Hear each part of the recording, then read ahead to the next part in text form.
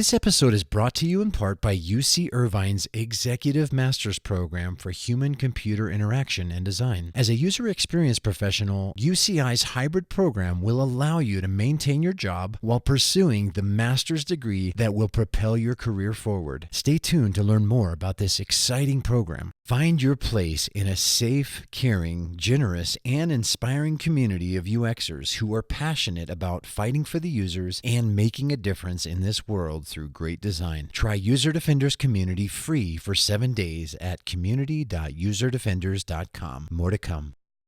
What we're talking about is essentially psychological safety. It's the ability to be vulnerable in front of each other and say that we're not 100% perfect all the time and that our work is not 100% perfect. And it's so important to have that with your team, particularly in design when critique is such a huge part of it. Welcome to the User Defenders Podcast, where we interview UX superheroes who fight for the users in order to inspire and equip you to do the same. And now, here's your host, Jason Ogle. Greetings, User Defenders. Welcome to episode 68. There are just 2 more episodes left this season. Aww. Today I got to talk to Braden Kowitz, who's a designer and co-founder of Range Labs. Although you probably know him best from Google Ventures and as a co-author of the Sprint book, we talk about, well, a lot. This was a super deep dive, just as I expected it to be. Braden is a deep well of inspiration and design knowledge, and pours it all out upon us in this inspiring episode. A small taste of some of the awesome content you're in for includes the critical importance of building trust, vulnerability, and psychological safety on a team. Why does ugly win sometimes, and why measuring what matters may not matter in the ways that you'd think. Why the people around you may be the most important thing you'll build as a designer. And much, much more. This was a super fun and enlightening episode, and I can't wait for you to hear it. But before you do, I wanted to mention that likely by the time you're hearing this, I'm at an event apart Denver, and possibly even doing my live podcast recording panel with Mina Markham, Derek Featherstone, and Farai Madzima. I am super excited about it as we'll be discussing the important topics of inclusion, accessibility, and landing a job in UX. Thankfully, this is being recorded, so even if you couldn't make it to the conference, I will be releasing it as a special podcast episode in the near future. Thanks so much for listening and telling your designer friends about the show. It's been amazing to see such an inflection point happening with the show this season, with many more designers discovering it thanks to you. I never advertise, so I depend solely on your word of mouth on Twitter and other social platforms. And of course, I really love seeing your ratings and reviews on iTunes. I just want to say thank you so much. Well, enough chatter. Without further ado, please enjoy this awesome and inspiring episode with Braden Kowitz. Braden Kowitz is a product designer, and he's a co-founder at Range Labs. And we're going to learn a lot more about what that means, which I think may explain why he sort of disappeared for a few years. I think when I was doing some research, I found that there was a point where some of the talks and things he did stopped like around 2013, 2014. I was like, that makes a lot of sense. He just built a really enterprise level product. So I'm excited to learn more about that. But let's see, what else did Braden has? He's probably most well known for being a design partner at Google Ventures, where he co-founded the first design team at a venture capital fund, and he co-developed the design sprint process. So I think you probably are best known for those things. He's also, here's this fun fact, which I really like a lot. He's really into bicycle advocacy lately. I'm excited to learn more about that. But Braden, I want to officially say welcome to User Defenders. I am super excited to have you on the show today. Thank you so much. Yeah, I'm also very excited to be here. You mentioned bicycle advocacy. I bike around San Francisco to get to work, and that's been just a huge part of my life lately, is thinking about how we can all be safer and apply, honestly, some of the design principles we have for products into the built city environment. So that's been capturing my attention when I'm not busy working on my startup or other things in life. Okay, well that's interesting. And I thought you were going to say perhaps because some dude like nearly opened his door on you. Oh no, I got doored like a month ago and it hurt. So. Oh man, so somebody actually finally did get you. Yeah, they got me. It was okay. I was okay though. Dang it. So I actually did that once on the 405 freeway in California. Ooh. I used to live in Orange County, and my friend and I we were corporate lease drivers. So I nearly did it to a motorcycle cop. Oh no. And we were on the freeway. We were just deadlocked. And I didn't even think about it. I didn't even think. I was like, my buddy and I was kind of tired, so I was trying to switch places with him. And so I actually opened my door, and there was a cop that nearly took the door off, a motorcycle cop. And it's legal, perfectly legal to split lanes in California. Yeah. It is not in Colorado where I live now. So I'm going to tell you that I've never heard such colorful language in my life.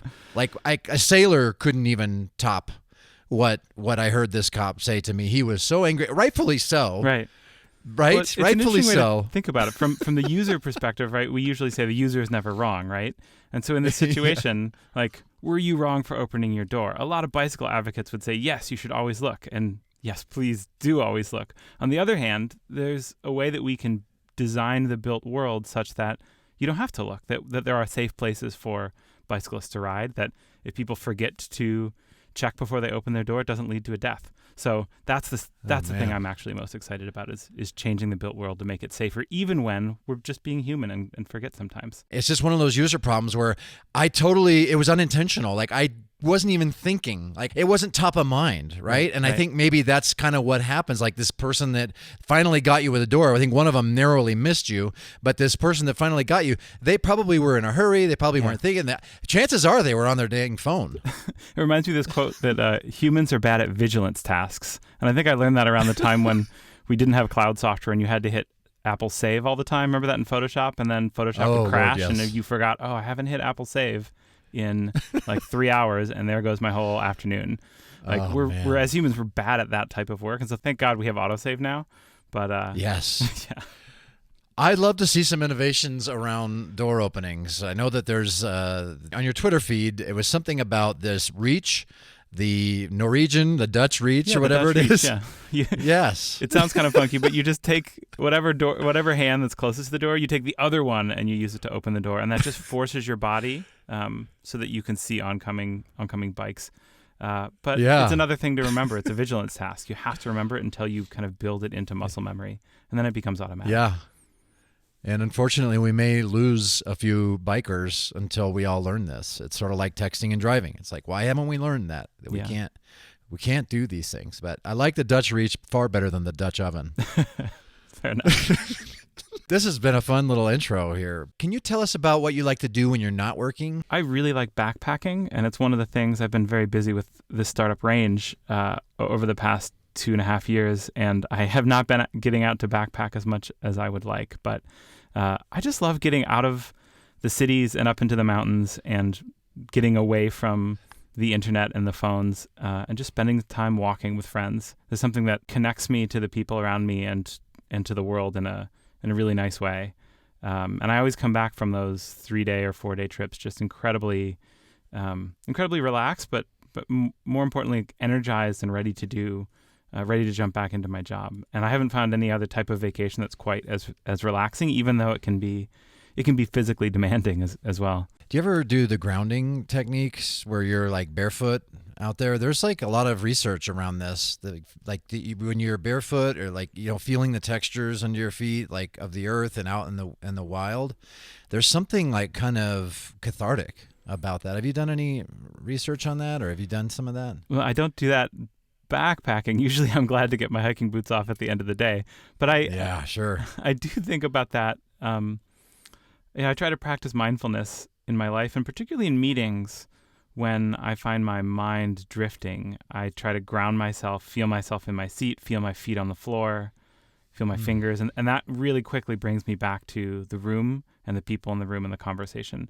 So yeah, that is a technique that I use, but mostly when I find my mind wandering in meetings. Oh, I like that. What are some techniques we can apply to be better at being more mindful, like especially in meetings, like interviews even? There's a lot of newer designers listening, trying to get their foot in the door and really nervous, maybe lacking confidence. Like, do you have any tips for like practicing mindfulness, or what are your favorite ways to do that we can glean from? I think there's a couple ways to look at it. One is that in a big meeting, it's very often, if you find it boring, it's easy to step back and to say, I just won't pay attention. I'll let my mind wander, or I'll open my laptop, or I'll look at my phone. That I consider just like a bad habit that when I see myself leaning towards, I just have to jump on and stop. I have to engage in the room and make the meeting good, or decide the meeting is like not useful for me, and then excuse myself or decide not to go in future iterations of the meeting.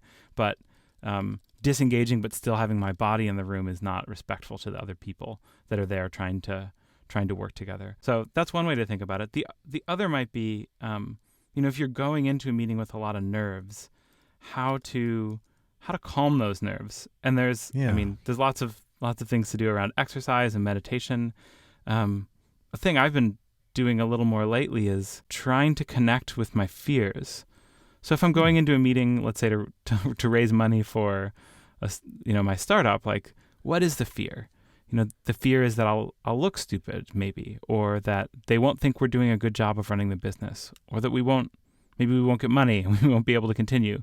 Those are all very real fears. But the more I can think through, like, well, what does it really mean if those things happen? And are they things that I couldn't live with? And then the more I get kind of comfortable and habituated to what those fears might be, I can better separate out what are the things that I really should be concerned about and that I should let drive my action. So yeah, it would be a big deal if we, if this meeting didn't go well. So I do have to prepare. And that's great when your nerves force you into action and help you prepare and perform better. But then there may be some other things, like maybe they think I'm stupid. Like, well, that doesn't necessarily help me in any way. It's more noise than signal.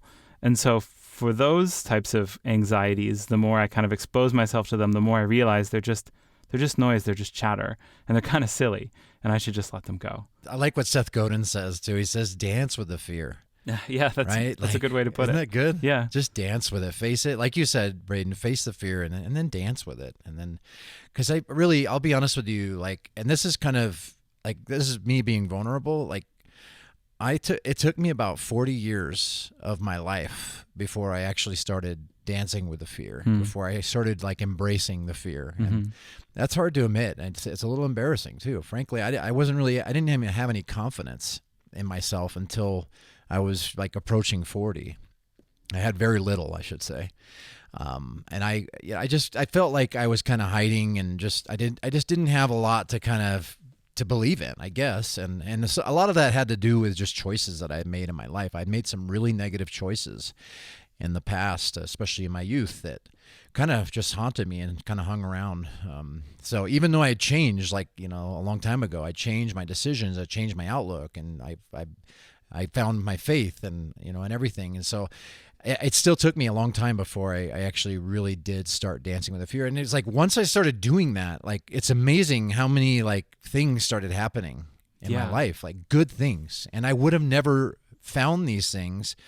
I would have never opened the doors if I hadn't done that. And so I feel like that's a really, really good advice for us. Thank you. Yeah, absolutely. I mean, honestly, it's a thing that lots and lots of people struggle with.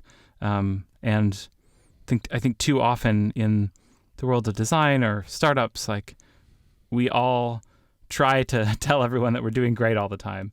And that sort of I think that does a disservice to the community, that people should know that there's other people out there struggling to find jobs, struggling to feel like they're good at what they do. All of that is real, even for the people that you might look up to. It's real. Yeah, and I appreciate that. I think we all do a disservice to each other as humans and to our design community, our wonderful design community, when we aren't real in that way. I've even made it a personal challenge to actually, when people ask me how I'm doing, because it's sort of like a rote thing, we just do that. It's a kind of a courtesy. Yeah. I've actually made it a challenge, a personal challenge, to actually, when somebody asks me that, to stop for a moment and actually pause and reflect, to think about how I'm doing and actually respond with an honest answer. Yeah. Some people actually maybe regret asking me that. Yeah, one of the things we do at Range is to start every meeting as a check-in round, which is essentially the answer to that question. How are you? How are you doing? And it may sound a little silly, and you might fear that everyone's just going to say, I'm fine. And in fact, it might start that way, that people just say, I'm fine or I'm okay. But kind of the repetition of it helps people open up. And just like you mentioned, it's like a mindfulness technique. When someone asks you how you are, to really pause and think how you're experiencing the world right now. But it's also extremely helpful to understand how other people are experiencing the world. My co-founder might say, I was up all night with my daughter. Or someone else might say, like, my mind is on these like million tasks that I have to do.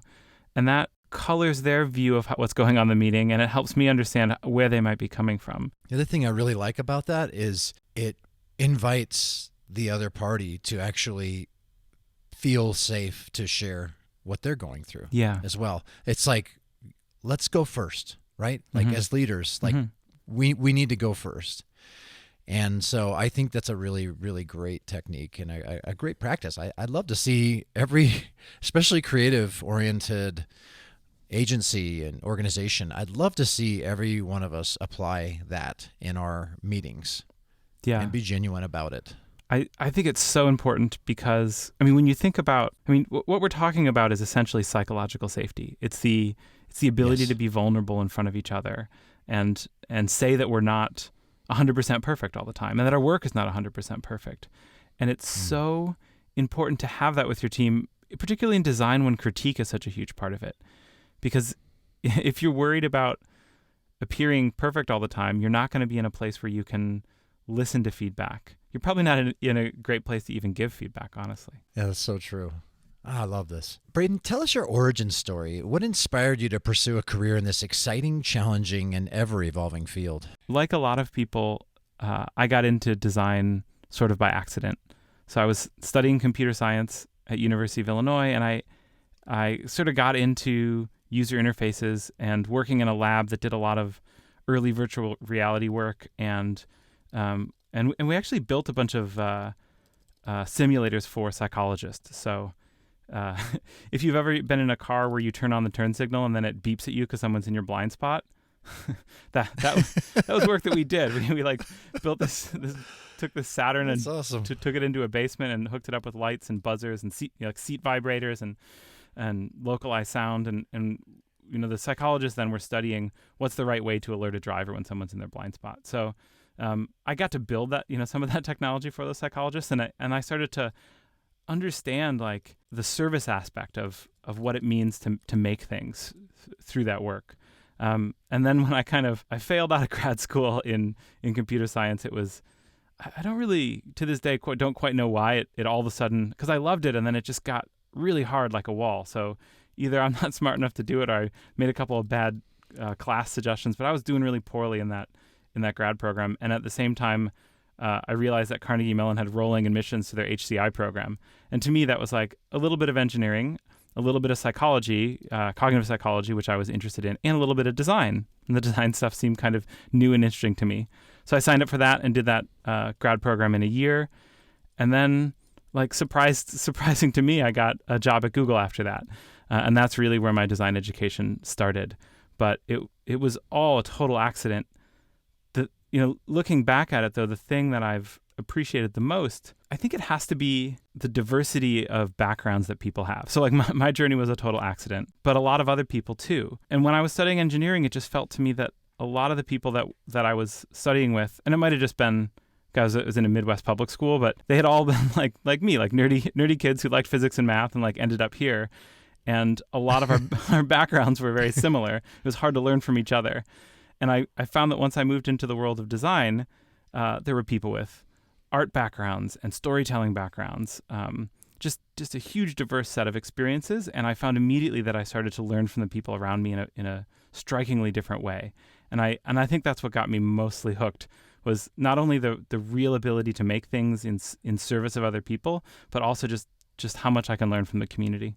It seems like some of the best products are created when you take a bunch of really different people and put them together to try to solve a problem. Yeah, totally. Yeah.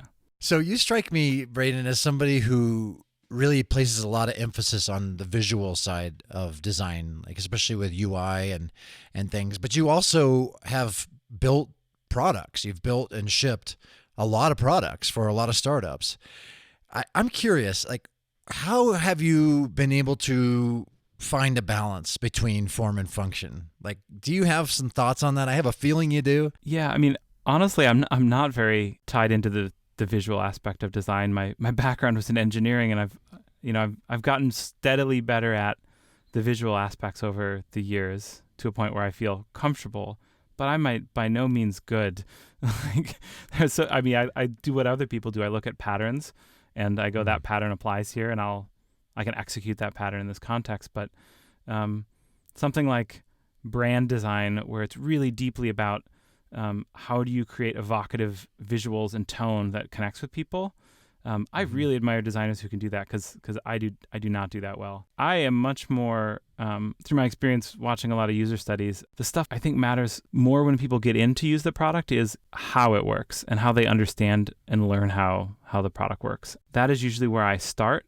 And then as we're looking at distribution, like how people discover and decide they want to try to invest time in this product, then I think is the time to think more about brand. Apart from that, I suppose is just general fit and finish and polish and quality. And quality is a fantastic topic. Like, so many times designers push very hard on quality, and I think it's the same type of thing. You don't always need quality turned up to 11. Sometimes turning quality up to 3 or 4 is fine to delight your customers. What we've been seeing over the past decade is that the quality bar that customers expect is raising and raising. And what that means is that as designers, we have to push our teams to at least reach that bar of quality. Otherwise, customers are going to be disappointed. But it's very context dependent. So if you go and build enterprise software, most enterprise software is pretty bad. So you can get away with like a medium quality bar, and people are like, this is a great product. And if you're building a game, right? Like, why do people use games? It's delightful. They're coming for the delight. So like almost all of it is the fit and finish. And so you really, really deeply have to work on the fit and finish if you're building a game. So I think there's no right answer here. It just depends on they're tools of the trade, and then we can use them to build products when it's appropriate. I've always been so perplexed as a visual designer, and I'd say even just frustrated might even be a better word, when I've tried to compete with, and this has happened to me, this is a true story, where I've been tasked with designing a newer, updated look on a control, like say it's like a conversion page control. I've been tasked with bringing it into the 20th century, right? And not like it was a brutalist design of the early 2000s. And I've done that. I've risen to the challenge, and I've designed something that was far, far better looking. And not just because I felt like it was a consensus from a lot of my peers and even the leadership. And so it was like, I redesigned this thing. We put it out there as an A/B test against this ugly thing, and then this thing that I created that was so much better. And you know what? Ugly won. Yeah. What the heck? For some definition of win, right? So I think metrics often get away from us in business, that there's a world out there. Some of it is easy to measure, and some of it is not easy to measure. So how many people click that button? That's an easy thing to measure. But let's say that button said, this will be the best product ever. Click it, and then they click it, and they don't have a good time with your product. They're probably going to badmouth you to a bunch of other people. That means the button was clicked a lot, right? The conversion rate is high, but there are latent negative impacts to your business because of that experience. And those latent, diffuse negative impacts are really hard to measure. You could do like satisfaction metric and measure it, but you still wouldn't know why satisfaction necessarily was going down unless you did qualitative research. And even then, like, of the 20 things that your app did wrong, would that button stand out as one of them? Probably not.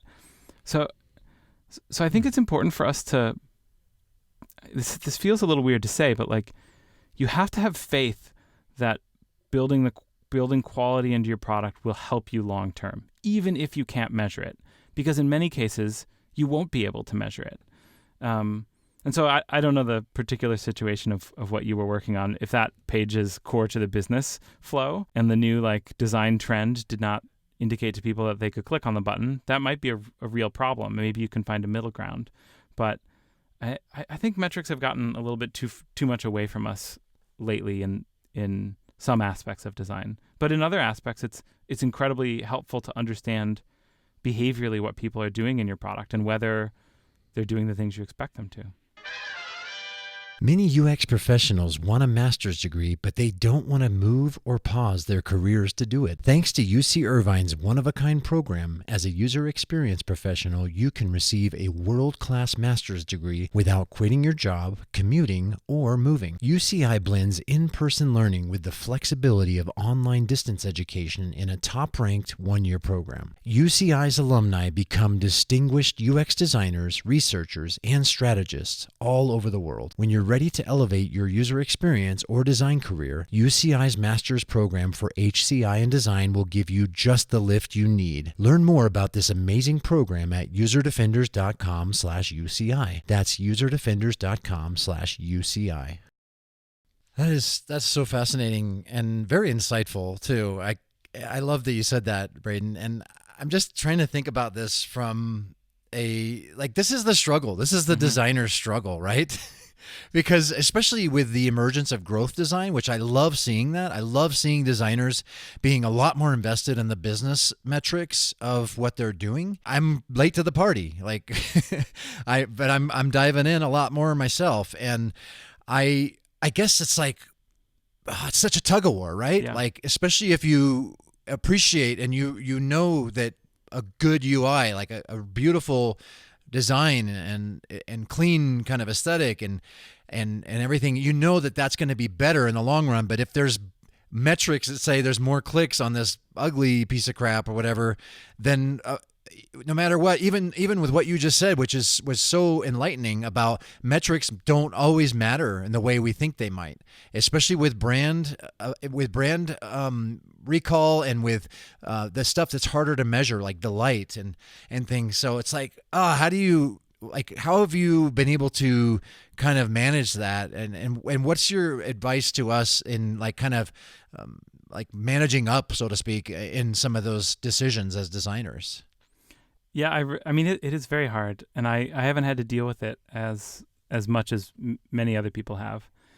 I do remember a time in my career I was designing the checkout with Google button many years ago when that was a thing, and the stakeholders around me just kept saying, "Make it more clickable, make it more clickable." And I mean, as a design challenge, it was like, well, it has to have the Google logo, it has to be in color, the button has to be blue, it has to be clickable as hell. And I was like, those things don't all how do you put a colored logo on a blue back? It was challenging. I have your answer. Bevel emboss, baby.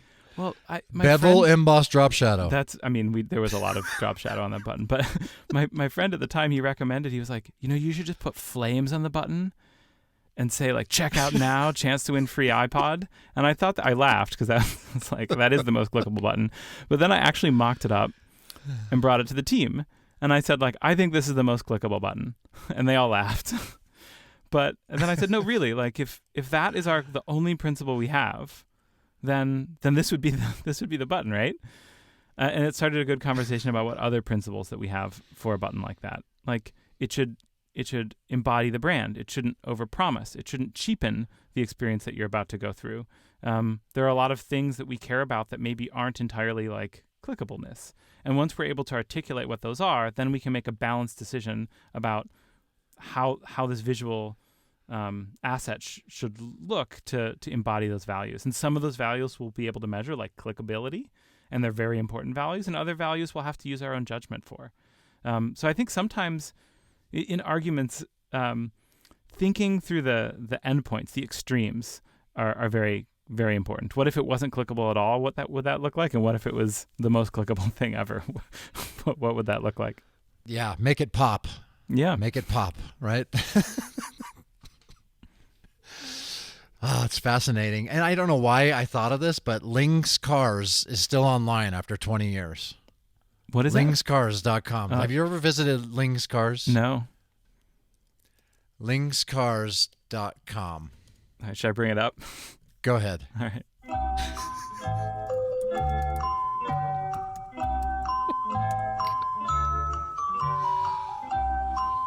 Oh, this is a pretty solid website. This reminds me, like, have you ever been to the Berkshire Hathaway website? I have not, but I'm curious. It's amazing because it has such incredible content on it, and it looks like something that I would have built as my first website before I really understood CSS or anything. And I've always appreciated that they haven't gone overboard or changed anything. It's kind of one of my favorite websites on the internet. I just wish it was more mobile capable. Like if I had the chance to work on any project on the web, I might pick the Berkshire Hathaway website, not to change much of it, just to like bring it ever so slightly up to web standards and just respect it for what it is, because it's kind of great. Oh my gosh, I just landed there. I'm at a loss. Yeah. I'm at a loss for words. I'm in the midst of trying to figure out how to redesign my website, and I may very well take some inspiration from this, just for the inside joke of it. Well, yeah, and it comes back to what I was saying before around like what really matters in a design. Is it the visual design, or is it in this case the information architecture and the content? And if those two things are right, and that's where people get their value, the rest doesn't matter. People go to that site to read all the investment letters, and they're great. We're on to something here. There's something really interesting about this, and I'm looking at the copyright, and this is kind of like this is sort of a fun joke in itself. It says copyright 1978 to 2019. Yeah. Now, obviously, that means the company has been around since 1978, but you could almost say that the website was actually created in 1978, folks. Unlikely, but it works. It works. Now, unlikely, that's true, but it works, and there's something to be said for that. Yeah. So it's not always not always about the UI. It's not always about the sex appeal of the product. I hate to say that because it's so important, and there's a lot of people who have really good jobs that prove that point, that it is important. So it's just so subjective, and I hate that because I don't have control over it. I don't have control over the way human beings respond to what I make. I think that's one of the hardest parts about being a designer. Yeah. Yeah, I mean, right? Yeah, I find that so hard because the audience you're designing for is ever changing, and that means that whatever you've learned in your career about how they might behave is not going to be true tomorrow. Like, I remember very clearly having done some user research over an action button in the upper right. So, like, I have Dropbox paper in front of me. It has an big blue invite button in the upper right. A bunch of sites do it, but at the time we had done some user research, and we found that like users just don't see that thing. And so I went into a design meeting with someone. I was like, "You can't put an action button in the upper right. Like, I've studied it. Users don't see that thing." And then they talked me into it, and we did another user study, and lo and behold, users saw that thing. It's just like, I mean, the way I think about this, honestly, is this kind of collection of patterns that we create and put out there in the world, and then our customers learn that pattern language about how to interact with the tools that we're making. So be that like the hamburger menu or pull down to refresh, or even simple modals or checkboxes, like they all are an interface pattern. And when they were introduced, people had no idea like what those things were and had to spend a lot of time learning them. It's a language of interaction. And as we go, it's sort of Darwinian. The patterns that are sort of a little bit more intuitive or used more often, then they become part of the lexicon, and our customers understand them better.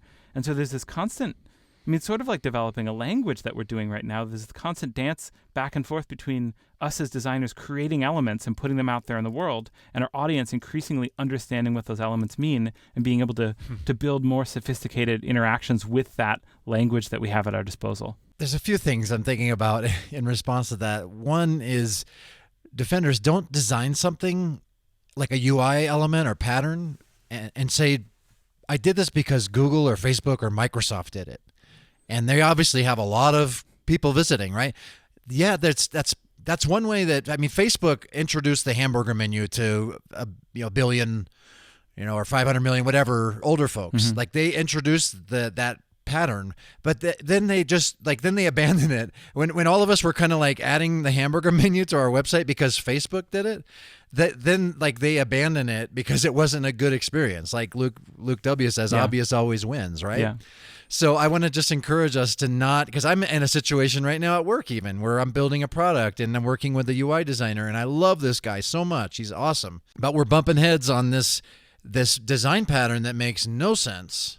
And I mean, it makes no sense because I've used a lot of websites and then no other websites and no users are used to doing it this way. And so we're bumping heads on that. But it's the reason was because, well, Microsoft does that. Mm-hmm. Microsoft does it that way. Well, they probably have a specific reason and context for doing it that way. And then lo and behold, we test into it and 99.9% of our participants validated my assumption. So it's just one of those things. It's just like, don't do it just because somebody else does it. Even if they're a behemoth, even if they have a lot of users, they have certain context and certain business models that may align differently than yours does. Right. Right. I mean, like back to the linguistic metaphor. I mean, I would kind of think of it like that. Like if you have the audience of Facebook, you can invent a new word and use it and everyone will pick it up because you just have such distribution. So you can invent a hamburger menu and it may not like be the perfect thing for your metrics, but people, will understand what it means. And then like eventually that will become part of the broader lexicon. The question then is, Microsoft is using this word, this concept, this pattern. Like, is your audience overlapping with that audience? And does their audience actually know that word from interacting with that product, or is it something they don't use much? And so if the answer is like people don't use that much in that product and our audiences don't overlap, then I wouldn't expect that pattern, that word, that concept to move into our product without a lot of training. This episode is also made possible by something super cool, an alternative to the .com domain name. It's the, drumroll please, .design domain name. Try saying that 5 times fast. So if you're a designer, and I know you are, and you've thought of a sweet name for your website that just isn't available under .com, check out .design. Chances are the perfect domain name you want is waiting for you on a bearskin rug. Okay, maybe not the rug, but wouldn't that be great? Head to userdefenders.com/porkbun now and use coupon code DEFENDERS on the checkout page to get literally a free year of a .design domain name bundled with free email hosting, Whois privacy, and even SSL certs. Don't wait. Grab your .design domain name now before someone else does. Go to userdefenders.com/porkbun now and use coupon code DEFENDERS. Linguistics. That's an interesting way to put that. I mean, design is communication. Mm-hmm. And that's really the bottom line of it. And just like language, we have to understand each other in order to communicate effectively. We have to understand that language. And so like when I think about design patterns, like there's things that like any of us can try something. And if we don't have 1 billion users on our website, there's a chance that that's not going to catch on. It could be the best solution in the world, but there's a chance that it's going to be an uphill battle to get that design pattern established. Like, how do we establish design patterns? I mean, I think they solve a problem within a context. So in this case, there was navigation, there's a small screen, hamburger menu, pretty decent way to solve that. Some of it. Yeah. They get established when our customers start to learn them and recognize them, and then we can pick them up and use them. But it's very, very hard to create a new pattern. I remember working on Gmail chat, which was that little window that opens in the lower right with a chat interface in it. And like, that's everywhere on the web today, right? That's like a pattern. It's like, oh yeah, there's a little chat down there. It's intercom. It's, like when we were working on this, that did not exist. Like no one knew how to put chat on top of an app. And so mostly my friend Chad Thornton, but I had just kind of joined the team then where we're like looking at how to do that. And I remember very clearly the user studies that we would bring in people who use Gmail, and then we'd have a confederate in the other room, like sending them messages. And so the first time it popped up in the bottom corner, it's like, hi, how are you? And we're like, yeah, why don't you chat back to that person? And they typed in their message, I'm fine, thanks. And then they just stared at it. Like, I was like, what are you doing? Press the enter key. They were so confused. And then we realized that almost every other instant messenger at the time had a send button next to that next to that text field. And so they were looking for the send button and hadn't really realized that they could hit the enter key to send the message. Experts would know how to do that. Like the whole Gmail team was using this thing. They were fine, like using it just fine. But a lot of the users they didn't know to press the enter key. So then, you feel like a real doofus having designed something that didn't work for people. So we're like, I know, we'll put a big banner below it that says, press enter to send. And then we'll make that banner go away after they've like done it once or twice. And so we were like really excited to go into the next user study, and the person sat down. We sent them a message from the other room, and they closed the window. We're like, what the hell? So we sent them another message. It popped up, and they just closed the window. We're like, what in the world is going on? And so our researcher at the time asked them, like, what's that thing down in the corner? And they said, I hate those pop-up ads. Oh. We made the message to send enter like so salient and bright that the whole window kind of read more like a pop-up ad. Yeah. So then eventually we like used that idea of reminding people to press enter, but then really toned it down so they could see it when they needed it, and then finally it worked. But like that's the kind of work that's required when you try to make a new pattern and make it really work and be intuitive for people. Whereas honestly, so much of the other stuff I do in my job today is like taking a pattern off the shelf and going like, yep, people are pretty familiar with this, and then thinking about how it applies to our specific product and how to support the tasks that the people need to do with the patterns that they are familiar with. I want to talk about failure, and it's one of the things I didn't realize when I kind of mentioned that I may ask you about this. I didn't realize that you did a talk. Mm-hmm. I think it was at Airbnb in like 2012 or something. Your talk was kind of like centralized around quote unquote failure in design, but basically I think your point was just that it takes failure to achieve success quite often in design, especially. I think that all designers kind of go through this. Maybe a lot of people just broadly in their career kind of move through these phases of like, at first you just want a job, Yeah. You're like, someone pay me, please. I'll do whatever. I'll do whatever needs to be done. You want to make that button with flames? Here you go. And then there's like kind of the next level, which is around wanting to be seen as good at your job. Yeah. And that often, I think that's a huge part of the world of design, to say like, I've done well here. The things that I'm making fit with the trend that exists out there in design, and other designers would just look at my work and not even know about the context or the metrics. They would just look at it and say, I'm a good designer. And I think there's something to that, that sense of belonging. Yeah. That's important to that at that level. And then often kind of people start to see their work as more in service. And this is like the name of your podcast, right? User Defenders. It's, yes, I am serving the user. Like, all of you greedy people are trying to make money. I'm on the side of the customers. And the light side of that is service is an incredibly important part of design and an important part of life, to do things for the benefit of others. The dark side of that is it can drive a wedge between you and the people around you that you're working with in unproductive ways. And then you sort of move on from that, and you start to see this sense of a give and take that happens in a business, like how to make a business sustainable so that you can accomplish your mission. You can't just give everything away to customers because you won't have a business left. You have to also create something of value, but capture value back. And then that softens that wall between the user defenders, and like other people in the business that are also trying to bring good to the world, but have to focus more on how they capture value from customers. And I think you go even further and you start to see that the people around you and the team that you're making makes all of that possible. And by building psychological safety, by like running great critiques, by putting great people around you, it helps you accomplish the goals all the way down that stack. It helps you build a sustainable business. It helps you serve the customers. And in the end, it helps, serve you so you feel a sense of belonging with your community, and you get paid.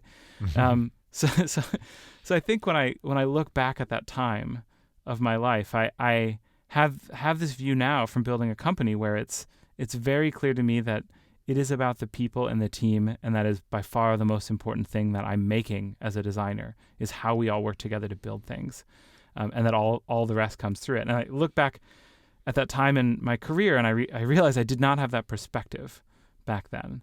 And I think because of that lack of perspective, I didn't see that opportunity in front of me.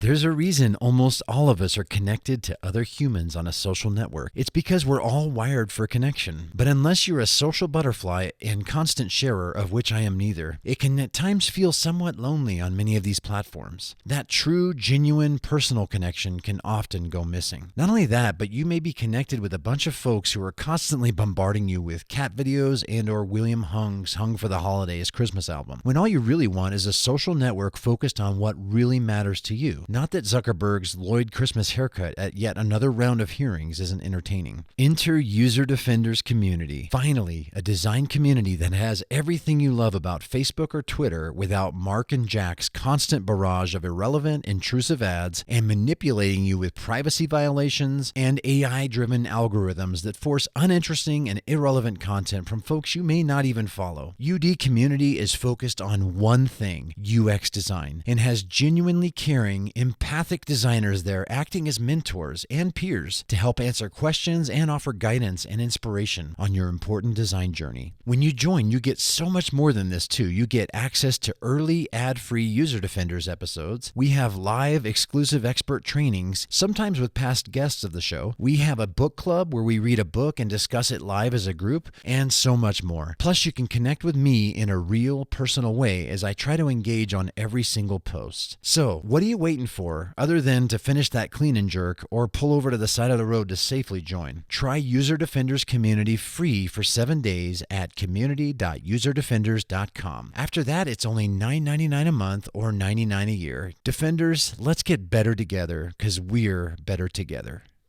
Thank you for sharing that, Braden. I really appreciate your vulnerability in that. So as I mentioned in the outset, introducing you, Braden, you kind of disappeared.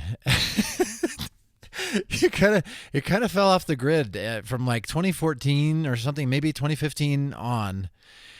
And then I realized it's because you've been like, it's not because you've been like binging Breaking Bad or something. Like you've been building a product and really committing a lot of emotional labor into building this. And can you talk about that? Like I want to spend the next few minutes just talking about what you've been up to these past few years and building Range. And what is Range? Yeah, Range is a tool that helps teams work better together.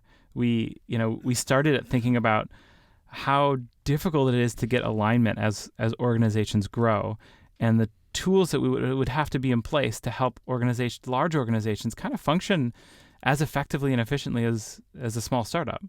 So, that led us down this path of looking at, at Google there was a system called Snippets where everyone was expected to write down what they did every week and then put it into a transparent system so that anyone around the company could see it.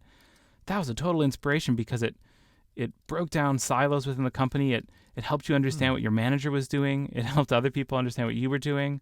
It was just really helpful and beneficial. And then also the Agile community is very used to this kind of daily stand-up ritual of talking about what you did yesterday, what you plan to do today, and what blockers are ahead of you. But then we saw all these challenges that teams had doing those types of behaviors. They create so much benefit, but they're getting more difficult. Like one of the major forces, honestly, is distributed teams. Like we're often in different time zones, or like you and I, we're not in the same place. Mm-hmm. We can still work together, but a lot of the ways that you like an in-person stand-up just sort of start to break down in that way. So we wanted to build kind of a daily habit for people that both helped make them more productive in planning their day and thinking about what they really want to focus on, but also helped kind of stitch together the team and help the team know what each other are working on. And so yeah, that's what we've done. It's been a great journey, and it's been so much fun to see people and companies like Coursera and Twitter like pick up our product and start to use it and watch it spread throughout the organization. It's been really great. What has that been like for you, going from being a designer to now being like I don't know, CEO or what, like basically like the leader, you've basically taken this idea and you've turned it into a business. Like, what has that journey been like for you? What have you learned along the way? Yeah, well, my co-founder Dan is the CEO, and I'm grateful for that because he is phenomenal at that role. I think the thing, I mean, I'll be honest, like when I get to do design work is a moment where I go, oh my God, something I know how to do. Thank God. And because I'm pretty good at it, I get it done fast. And then it's, maybe a half a day or a day a week that I get to actually be a designer. And then it's back to all the other stuff that's involved in running a company, from thinking about hiring to management to just so many. I mean, the thing that I've loved about the startup and the thing that I've not always loved about a startup is how hard it pushes you into learning. So learning is, when you're really learning, it's usually not comfortable, right? It's hard. Mm-hmm. Yep. And I mean, the way I would learn before is I would tackle something hard, and then I would think like, oh, I can revel in the idea that I have this new skill, and maybe I would revel for 3 months or whatever, and then pick up the next thing. And a startup has really forced me to like pick up a new skill and then put it in the common sense bucket real fast and pick up the next skill. And it doesn't give you much time to revel in any accomplishment. But on the flip side, the pace of learning is so fast. So it's been very hard, but it's also been a great growth experience for me, and one I would want to do again in a heartbeat. Yeah, that's so fascinating. Your story, your journey there, and it makes me think too about being a design leader, or like a design manager even. Like, it seems like in our career trajectory, we as designers, like, we want to continue to grow, of course. We want to continue to get a raise is nice always, of course. But that often means becoming like a manager or a director, and there's that trade-off, defenders. And so it's like, if you only love to get your hands dirty all the time, you may not want to create a product and you may not want to kind of do the exact journey that Braden has done. Because as he touched on, it's like there's that part of that time you get to get your hands dirty, but then you're like, okay, I got to focus on the business. I got to focus on the organization. Like, I'm kind of okay, like, not being the manager of my design team, because I still do I kind of like to be in the trenches there. But I'm glad, Braden, that you get to still, like you said, you get to still design a lot as being a co-founder of this product too. Has that been hard? Kind of trading off? Yeah, I mean, it is hard to switch context so quickly, to go from, okay, I'm optimizing some AdWord campaign like Snap, I am looking at redoing our information architecture. Snap, like, okay, I'm fixing some CSS on our blog. Like that has been a little bit hard. Yeah, you're like a genie. Yeah, like I think the founder role is, even a design founder, I don't really think of it as being a designer anymore. I just think of it as being a founder.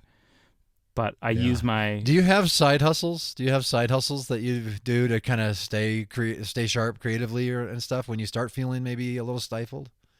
Yeah. I mean, I tend to pick up like weird hobbies for like 6 months to a year. So like bicycle advocacy is the thing I'm really into now. But for like 3 months there, I was really into ham radio. And then I realized like, oh, this is not a community I really, really want to be a part of. But like now I have a ham radio license, I guess. So I like learning new things, even if I don't always keep them around as a part of my life. Nice. Didn't the kid in Stranger Things have one of those? The new season? Yeah.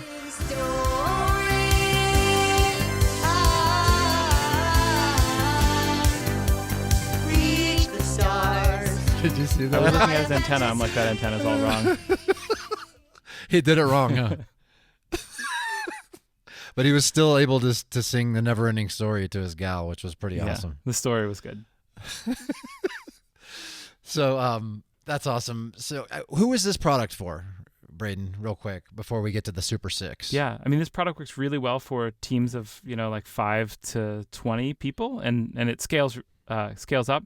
It's used by a lot of engineering teams, but also product teams, sales team, design teams. And so if you're in a place where it's hard to stay in sync and know what other people are doing, Range is a pretty good fit. Like the way it works is in the morning, it just kind of pings you on Slack and it's like, hey, what are you doing?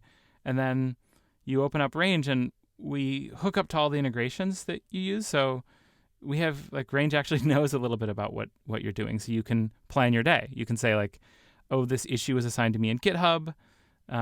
Here's this Dropbox paper document I was working on, or this Dropbox sketch file that was in there. Here's this Google Doc I edited. And it's really easy to share that stuff with your team so that they know what you're working on, and make a log of that for yourself. So come performance review time, you're like, oh yeah, here is all the stuff that I've done over the past 6 months. And then the other part of it is like all that stuff makes it easy to share, but it's not always the most fun thing to do, to think about your day in the morning. So we have another part of the product that helps you get to know your team. There are these team questions that we designed to help build psychological safety, actually. And although that may seem like an impossible thing, like a computer program like helping you build vulnerability and safety on your team, it actually really works. We looked at a bunch of research on how people actually build vulnerability and trust. And one of the great ways you do it is by asking questions that require a bit more vulnerability over time. So you start easy and then you get harder. So we built in several modules of questions like that also touch on things like radical candor and growth mindset and all that stuff. So love it. So people get to know what each other are doing on a team. They build a great record of the work that they've done, and you really get to know your team so you can function better together. Oh, that's so cool. And I will be honest, I checked it out on is it range.co, range.co? Yep. That's right, yeah. Yeah, I checked it out, and we were back to our, I guess, kind of call back to our conversation about form and function. Like, I can tell you got both in there. Like, I'm a UI guy, and the UI was brilliant, and it looks beautiful, and I haven't used it, but according to what you're saying, and according to what I saw in the screenshots too, it seems like it really does work beautifully as well. So check it out. If that's you, who Braden just said that this product is for, just check it out and see if it works for you.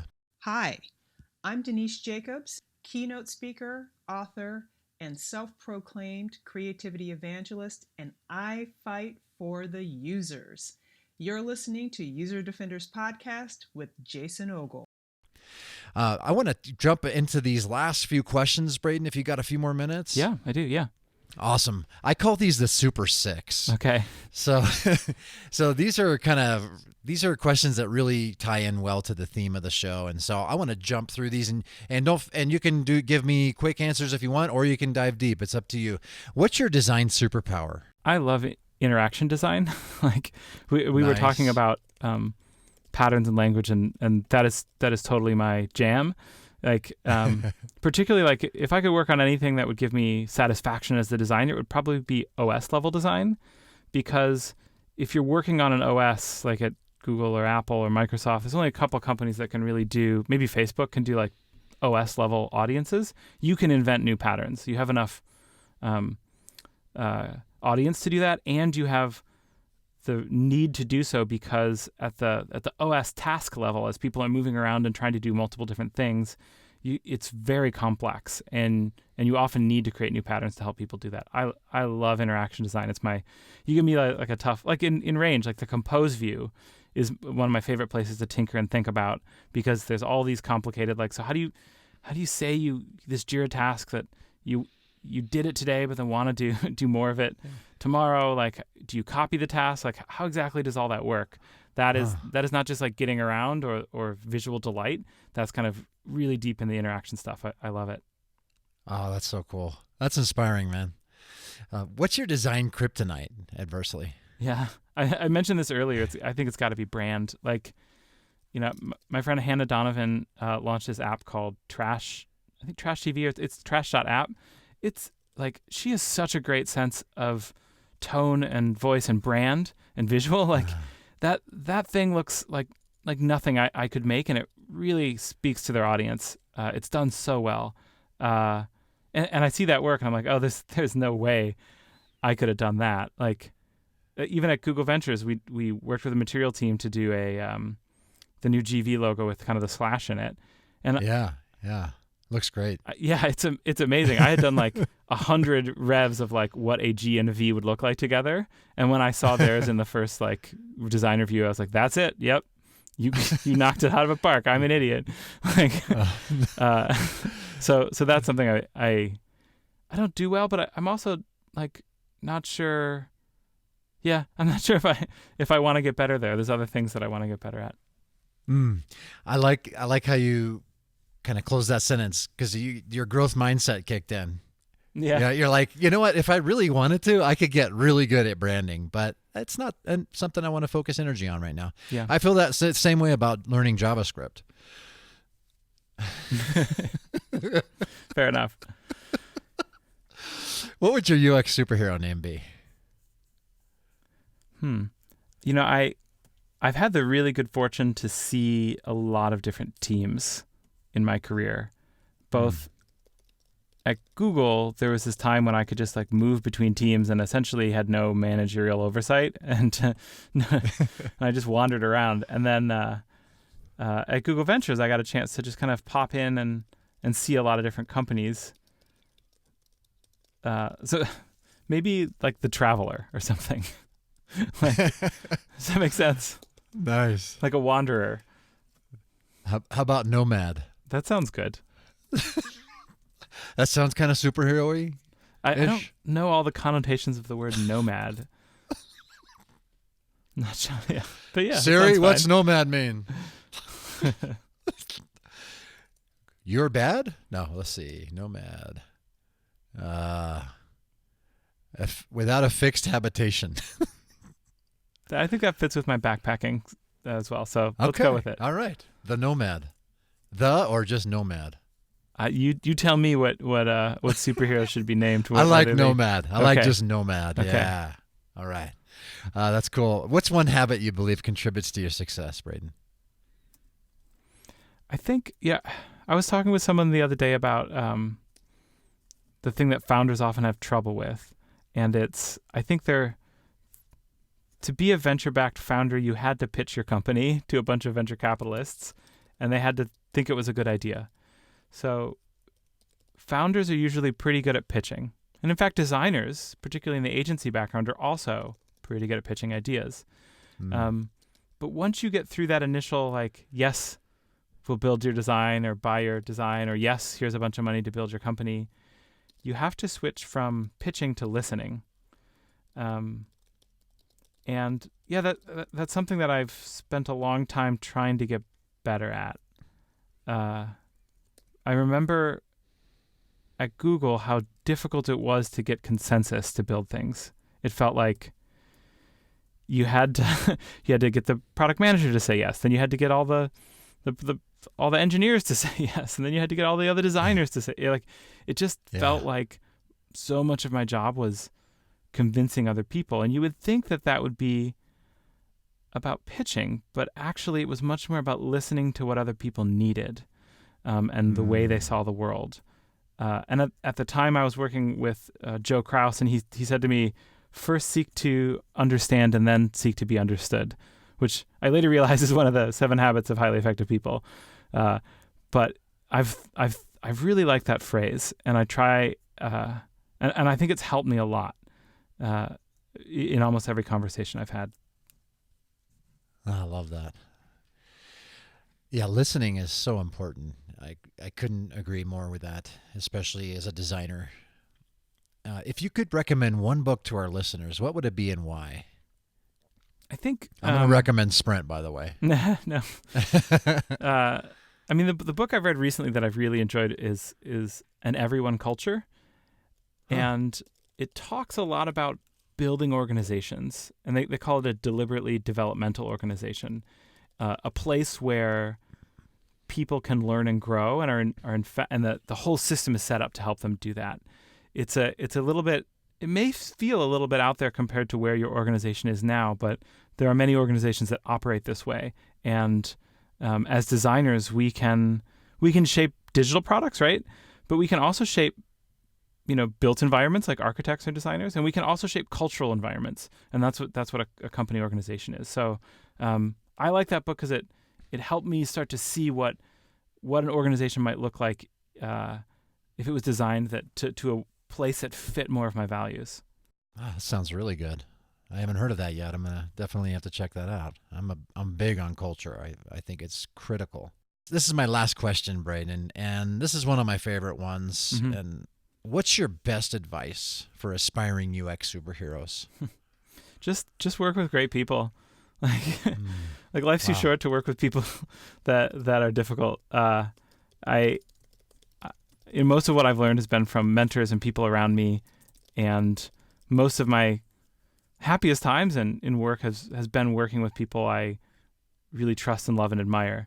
And so there's a ton of places to work, and it can sometimes feel very daunting to go and find those other places, and sometimes it is daunting. Oftentimes it is, but it's always something to think about if it's difficult where you are, because the people you work with determine so much of what your experience in life is. Oh, that's so good.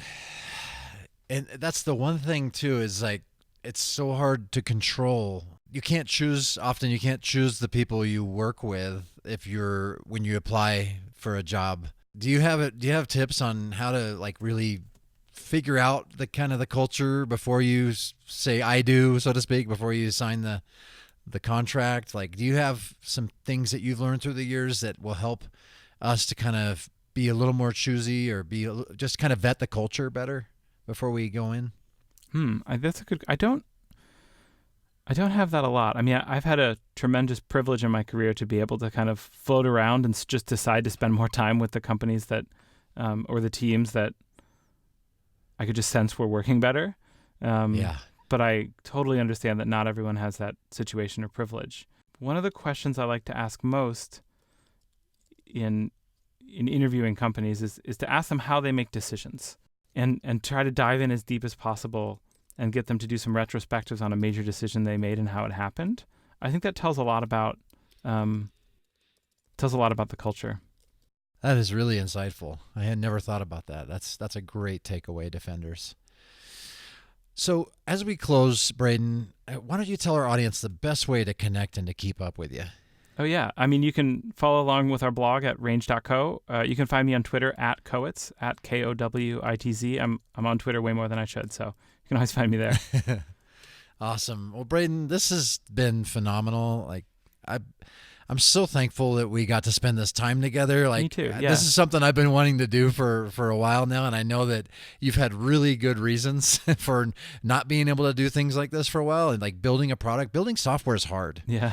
And right, and you've obviously the emotional labor, the effort that you put into Range is certainly paying off, and is going to continue to pay off. So kudos there, man. Thank you for creating this product to help make teams better, and to especially help bring more vulnerability out into our teams, and more transparency. Like, I feel like that is one of the most important elements to a team and good culture. And so I'm really, really glad that you've taken this time to do this, and thanks for telling us about it. And again, Defenders, check it out if this is you, if that's a product that would benefit you and your team. And just thanks for all your contributions, Braden, to our field. Like, you may not ever realize like how much of an impact that you've made just through your generosity and speaking and sharing. And you are a deep individual, and that is really honestly one of the top reasons I wanted to have you on the show, because I knew, just as you delivered, I knew it would be a deep dive and be very real and genuine. And so I just appreciate you for all you do. And last but not least, man, I just want to say, as always, fight on, my friend. Thank you. And thank you for having me. This has been a great conversation.